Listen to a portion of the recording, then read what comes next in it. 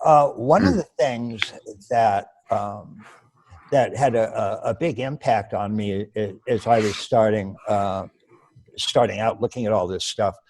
I mean, as you pointed out, I went through medicine and Western science and so on, and all of that was great. And then the 60s hit. I'm a sort of a classic boomer, and there's this influx of Eastern traditions. And it started with things like Zen Buddhism, and a scholar called D.T. Suzuki, who wrote a series of books, including a 3-volume set called Essays in Zen Buddhism. And all of a sudden, there was this notion of something called Satori. And this was an experience of this unitive experiential oneness, this awakening to your supreme identity, this sense of oneness of the ground of all being and oneness of the entire universe as your fundamental reality. And that was something that you didn't get in Sunday school. We just never heard of this kind of stuff. And it made a pretty big impact on the West. Lynn White, fairly reputable historian, said that the translation of Suzuki's Essays in Zen Buddhism into English will historically rank with the translation of the Bible into English. It really had an impact, and it shook a lot of us up. And it really shook me up because I was raised a Southern Baptist, and as soon as I hit adolescence and formal operational cognition emerged, and I went science and threw over all of that religious silliness. And so it turns out, though, that there's religion and then there's religion. And there's at least 2 very different types of things that have been called religion in humankind's history. One of them is occurs in the waking up dimension, and one occurs in the growing up dimension. And of course, both of these are operating to some degree in most people. Waking up has to do with states of consciousness. These are first-person, direct, experiential states of consciousness. And yet in growing up, what most developmental psychologists study aren't direct states. They're more the interpretive structures or frameworks that human beings use when they activate intelligence in a particular line. And so these structures of consciousness are much more like, let's say, rules of grammar. Anybody brought up in a particular language speaking culture ends up speaking that language fairly correctly. They put subject and verb together correctly. They use adjectives and adverbs correctly. In other words, they're following a large system of rules of grammar. But if you ask them to write down those rules of grammar that they're following, almost none of them can do it. Most of them don't even really realize they're following rules of interpretation when they speak or think. And these stages of growing up are very much like stages of kinds of grammar, kind of worldview grammars. And so whether you're looking at Kurt Fischer's sensorimotor to representation to abstraction to systems or principles, or if you're looking at the simplified egocentric to ethnocentric to world-centric to integral, these are all, a person at those stages has no idea that they're at those stages because you can't see these structures of consciousness by introspecting. Just like if you introspect now, you can't see the rules of grammar, and yet we're both following them. So, and this goes up to even the more complex developmental models like Gebser's with archaic, magic, mythic, rational, pluralistic. If you look at, to use Gebser's, archaic to magic to mythic to rational to pluralistic to integral, many of the foundational texts of the world's great religions that were written during the axial period, some 2,000 years ago, that happened to be a general era that most especially emphasized the mythic stage of growing up. That's where a lot of humanity was at that time. That's where a lot of the early productions and human thought systems were driven by. And so you have something like the Old Testament, where Moses parting the Red Sea and Lot's wife is turned into a pillar of salt. And these are all very mythological types of frameworks. Many of them can be produced by a 7-year-old child today. Many of the fundamentalist religious texts around the world are either magic or mythic. We actually have empirical studies on this. One of the best known is by James Fowler, and he looked at individuals going through their religious belief development. And again, he found about 6 major stages of development that human beings go through when they think about an ultimate reality, or in his version, an ultimate concern. And he actually called the mythic stage the mythic literal, because that tends to be how that stage thinks. And so if you have a fundamentalist, even if they cognitively have gone on and they're at sort of a rational stage of development, their belief system, particularly if they believe the Bible is the Word of God, then it's focused on something that was actually written during a mythic literal time. So they tend to keep their spiritual intelligence at this mythic literal level. But there's another type of religious engagement, and that comes from the waking up side of the street. And that's something that now we're dealing with first-person states of consciousness. So when you're going through the stages of waking up, and you get to, let's say, what's sometimes called a causal or a formless dimension of awareness, and you have an experience of being absorbed in this vast, infinite abyss that's flooded with infinite love and luminosity. Well, you know it. It's not like grammar, and you're operating on it and you have no idea you are. When you have that experience of being one in universal love and bliss, you are directly aware of it. You know exactly what's going on. So that gives a kind of spiritual experience. But that's very different than the simple interpretive worldview type of experience. And what we tend to find as we look around the world at the great religious traditions is that there really are 2 fundamentally different types of spiritual systems. And they're often actually called esoteric and exoteric. And exoteric is a simple belief that you can have, and that's usually magic or mythic literal belief.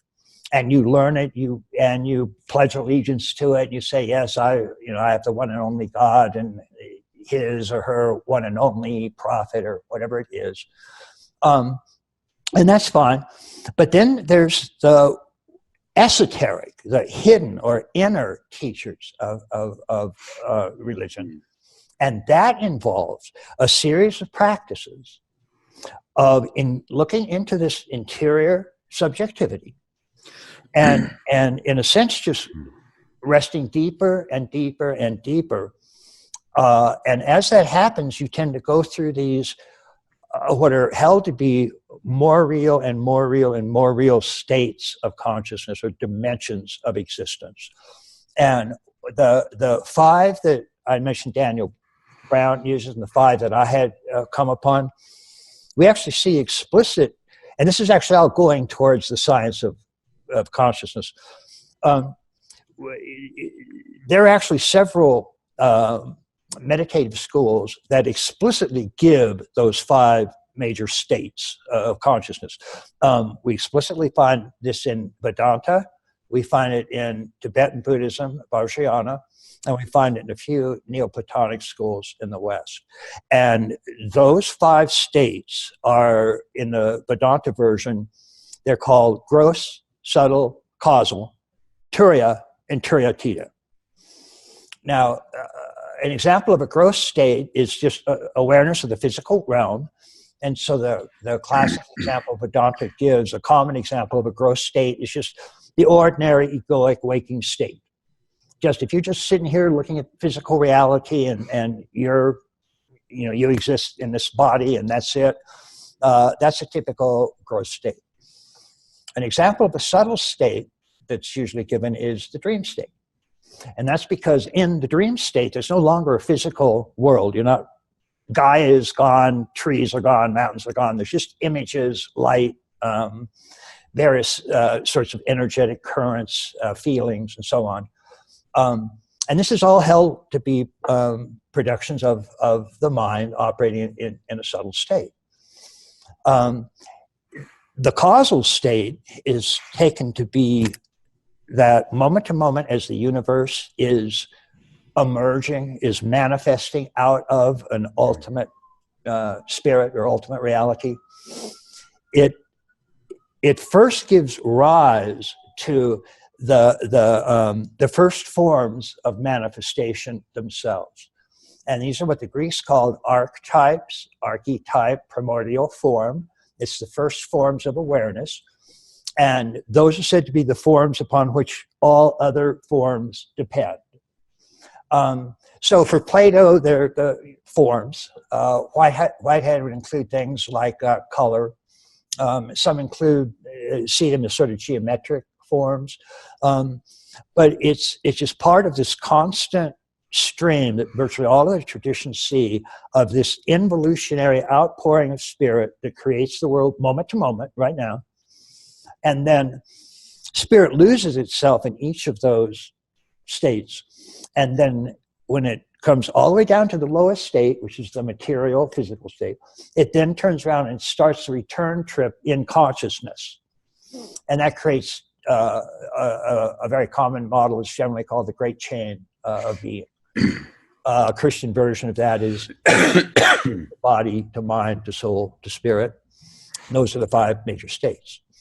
And so then beyond causal is something called Turiya. And Turiya is simply a Sanskrit term that literally means the fourth. And it got named because it's the 4th major state of consciousness after the first 3. Not a very imaginative way to name it, but that's what it is. And that's just pure awareness, not any object of awareness. So it's sometimes called the witness. It's that in you right now, which is aware of everything that's arising. And if you get a sense of your own individual self, you'll notice that you're aware of that. And that means that what you normally call yourself isn't your real self. It's just an object of awareness. That awareness is your real self. That awareness, the witness, is maintained to be a pure manifestation of spirit itself. And that's why virtually all of the great traditions maintain that human beings have at least 2 selves. They have the relative self that can be seen as an object or known as an object. And then there's the seer itself that's doing the seeing. And that can't be seen any more than an eye could see itself or a tongue could taste itself. It's just that pure Purusha or Atman that is one with Brahman. And that's your true self. And then Turiyatita, which literally means beyond the 4th, is you're sitting there and you have this sense of pure witness that is free of all manifestation, because itself is just a pure absolute subjectivity that actually transcends subject and object. But it's a vast, formless, empty, unmanifest, infinite reality. Your true self. And then that's simply standing back. Is said to be nete, nete. It's not this, it's not that. So I have sensations, but I'm not those sensations. I have feelings, but I'm not those feelings. I have thoughts, but I'm not those thoughts. I'm the pure witness of all of that. On the 5th state, that witness itself merges with everything that's witnessed, and we get a pure, non-dual, unitary, ultimate oneness or ultimate reality. Okay. So that's a long introduction to saying that both of these 2 types of religious occasions, spiritual occasions, have very, very different types of truth associated with them, very different types of reality that are associated with them. One of them is coming from a relatively low stage of growing up. The other is coming from the highest stage of waking up. And these are night and day. What's interesting is how individuals arrived at these stages of waking up, and particularly the higher stages. Because here we find that they actually have a methodology that's very, very similar to science. And in this sense, if we look at some of the crucial elements of modern science, we find that there are generally at least three major components to knowledge that we tend to take as scientifically true or real. The first is an injunction, or some sort of methodology. It's generally of the form, if you want to know this, do this. So if you want to know if it's raining outside, go to the window and look. If you want to know if a cell has a nucleus, invent a microscope, cut a cell, section a cell, stain it, look. If you want to know if Jupiter has 9 moons, invent a telescope and look.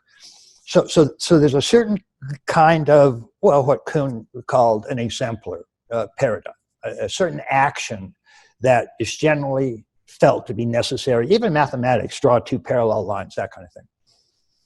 Once you do that, you will have, generally speaking, a direct experience or a data or an illumination will occur. So you're looking down the microscope, then you're going to get data. You can have an actual experience of the reality that injunction has introduced you to. And so that is this data or illumination or direct experience is crucial to science, because it's generally what they call evidence. So this isn't coming from just a thought or dogma or a belief system. It's an actual direct evidential illumination. And then once you've done that, maybe you've gone to the window, that's your injunction, and then you've looked, and if it's raining, actually you see the rain. That's your data. That's your illumination, your experience. But you could be hallucinating or goofy or something. So you ask somebody else to come to the window and look with you. And that's the third strand. It's either a confirmation or a rejection. Some people put it in strong terms and maintain that it's a fallibility principle. More generically, it's simply a group experiential repetition of people that have done your injunction, had a data, and then compared results. Now, that's actually, those 3 steps are exactly what every one of the major spiritual contemplative traditions does. So if you take something like Zen Buddhism, that's not a belief system. You're not meant to memorize, a metaphysics, or let alone a mythic system. You are, first of all, given a series of injunctions on things that you need to do with your mind if you're going to get access to this data. And that includes a couple of different types of meditation. All of them have the net effect of having awareness disidentify from the objects of awareness. So mindfulness itself is just a direct objectification of everything that's arising. You just see it all as an object. I'm aware of this, I'm aware of that, I'm mindful of this, and I'm mindful of that. That's just converting all of these things that really are just objects, and you're disidentified with them. So you're falling more and more in just the witness, the pure witness. And if you continue doing that, and there might be certain added exercises that go along with that, but various injunctions are brought forth. In other words, actual methodologies, things you actually have to do. And then that will bring you to the second step, which is an actual illumination, a data. In Zen, it's called Satori or Kensho. And that's when you directly have this immediate experience of your real self, or even deeper, an experience of this unity with everything. The Tibetans call that one taste. So either one of those will constitute a Satori, or what's also called a Kensho, which means seeing your true nature. And then you have to check that with the community of people that have done the injunction and had the data, and then you compare your data with theirs. And for the most part, your data should agree with what's already been done, because these injunctions have been done in most instances, for decades, centuries, even millennia. And so the same way, if you're looking at the structure of water, you're probably going to find that it's H2O. If you find something different, you really better check it with other people. These three strands are what we find in virtually every contemplative tradition. So it really is a series of epistemological verification procedures. And that seems to be one of the reasons that we do find these broad family similarities in most of the great meditative traditions. And that's why Dan Brown can find these, 5 major stages and so on. And so if nothing else, these traditions give us a very good indication of at least one way to do a type of methodology that can be repeated, and that most importantly, shows that it's not just private. I mean, you can't train these things and just get a private experience. That's the whole point of this kind of training, is that you're making it public. It's a public communicative exchange. And that's why this knowledge can be passed on. Zen Buddhism is said to, go all the way back to Gautama Buddha. Probably didn't, but the point is it certainly went back to Bodhidharma and has been passed forward for 1,500 years. So there's a consistency to that. And given the similarities both of the human brain among humans, and the traditions would say, given the similarities in the actual ontological structure of the cosmos, then individuals who follow these particular type of injunctions, have that particular type of data, compare it with a community of knowers, there's going to be a broad similarity that we're going to find around the world in that. And that does indeed be the case. So that's crucially important, because this, again, you're not asking anything in terms of mere belief, let alone myths or dogma or anything like that. And that's why these traditions are always separated from the exoteric ones, which rely on just mere belief or myths or fairy tales, frankly. So that makes it very interesting. Mm-hmm. So I don't want to try and go into this as far as we could go, because it's a deep rabbit hole, but most of the people listening on this podcast have some background in scientific epistemology and probably not in other types of epistemology. Right. And so then there's some obvious questions that come up, and let's just address the kind of most obvious ones. So if someone's doing an injunction that is a subjective injunction, right, do this Buddhist practice and you'll have this experience, and they've already heard ahead of time you'll have this experience, right, you have a confirmation bias that subjectivity is particularly sensitive to. right. And you have no falsifiability, meaning if someone doesn't have it, they're just not enlightened enough yet, and they keep trying until they have it. So how do you address this is something like a formalism with those issues of non-falsifiability and confirmation bias? Right. Well, one of the ways that that we do this in science is after getting a particular result with one methodology, we'll also see if we can't get similar results looking at it from a different angle with methodologies. And the same thing has happened with these spiritual peak experiences, because there are several different types of injunctions that end up apparently opening to the same degree onto these dimensions of awareness. And so we get similar types of reports. And this also happens in some cases, for example, just common everyday peak experiences. The most recent poll I saw showed that about 60% of Americans have had some sort of spontaneous peak experience where they felt one with the entire universe, and often in a sense of love and great peace of mind and stuff like that. So in other words, they're having a satori experience. There's also psychedelics, which we get some very similar kinds of experiences. And there's also the worldwide feedback on near-death experiences, which are also very, very similar to these things.